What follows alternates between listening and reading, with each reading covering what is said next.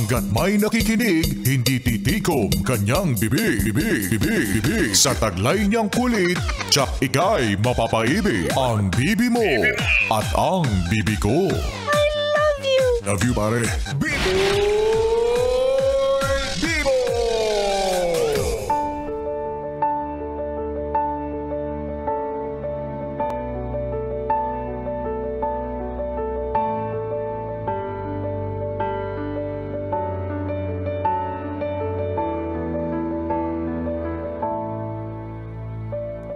Gandang gabi, ako'y nagbabalik, DJ B-Boy Bibo, para sa ating tuloy-tuloy na BB Time tungkol sa usaping mga problema.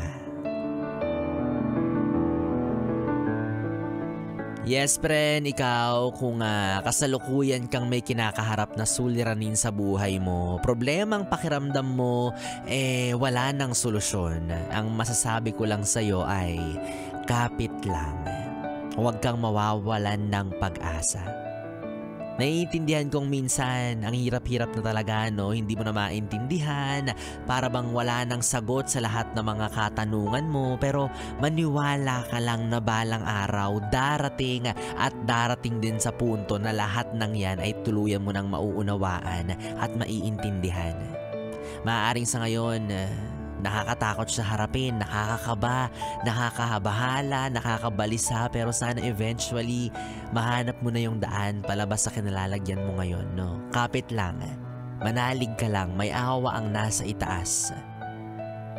Alam nyo mga yes friend kong baby, isa sa mga package na pinapadala sa atin kapag binibigyan tayo ng hamon sa buhay is hindi niya pinababayaan na tayo lang mag-isa yung haharap sa hamon na yon.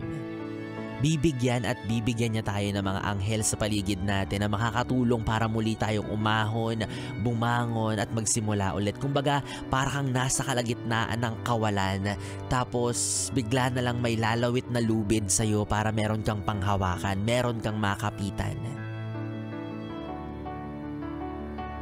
At para sa mga yes pa rin natin na hindi pa rin tanggap at wala pa rin sapat na kaalaman tungkol sa konsepto ng depresyon, isa lang po yung masasabi ko, totoo po ito. Hindi po ito gawa-gawa at lalong hindi po ito arte lang. Nararanasan po talaga ito ng ilang tao at hindi po yun biro. Maaaring sa paningin ninyo masayahin siyang tao, palatawa, palakwento, palachika, bibong-bibo, bibang-biba, pero ang hindi nyo alam kung ano talaga yung tumatakbo sa isipan niya kapag mag-isa na lang siya, at totoo pong nangyayari yun at totoo pong nararanasan yun. Mahirap kalaban ang isipan, kaya ang kailangan nila ay higit na pangunawa at hindi ang panghuhusga. Simple lang po naman yan diba? Kung wala kang matinong sasabihin, kung alam mong hindi maganda yung lalabas sa bibig mo, itikom mo na lang yung bunganga mo kasi baka mas lalo lang makasama yung sasabihin mo sa kanila. Hindi ka na nga nakakatulong, mas pinapalala mo pa yung sitwasyon. And for some na sinusubukan, di ba, na i-comfort yung mga ganitong klaseng tao na may pinagdadaanan, alam ko naman po na ang hangarin nyo ay mapabuti yung kanilang pinagdadaanan, di ba? Malagpasan nila yan. Pare-parehas naman tayong ganon kapag may kakilala tayong hindi okay. Ang sinasabi natin madalas, okay lang yan. Ayos lang yan. Well, to tell you guys, hindi po yun okay.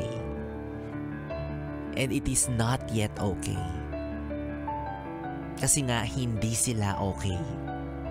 Kaya hindi mo pwedeng sabihin na okay lang yan. Hindi mo pwedeng i-invalidate yung nararamdaman nila. At mas lalong hindi mo sila dapat ikinukumpara sa iba. Uy, buti pa si ganito ganyan. Pinagdaanan din naman yung ganyang klase ng problema, ng hamon sa buhay. Bakit siya ganito ganyan? Kasi hindi tayo pare-parehas ng pinagdadaanan at magkakaiba tayo ng kakayahan sa pagtanggap at pagharap sa mga problema.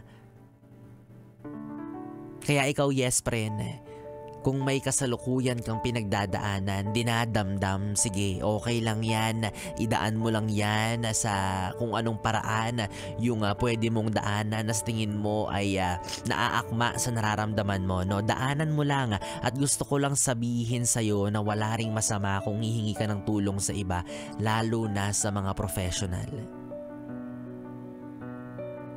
Huwag kang ma-pressure. Idaan mo ang lahat sa proseso. At walang masama again kung hihingi ka ng tulong sa mga professional.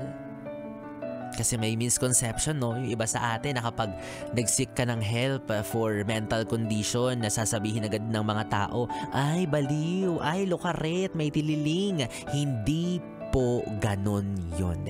Hindi po ganon yun. Again, hindi po ganun yun.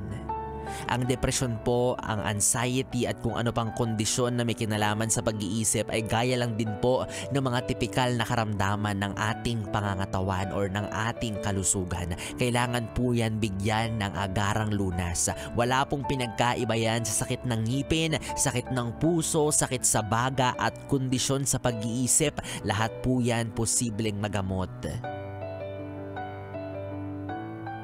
Kaya ikaw, yes friend, kung naririnig mo to sa mga oras na to,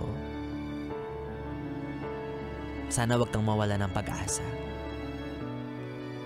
At kaisa mo ako, kaisa mo yung mga tao sa paligid mo na nagmamahal sa'yo na umaasang isang araw magiging okay ka na talaga. Totally malaya sa mga problema.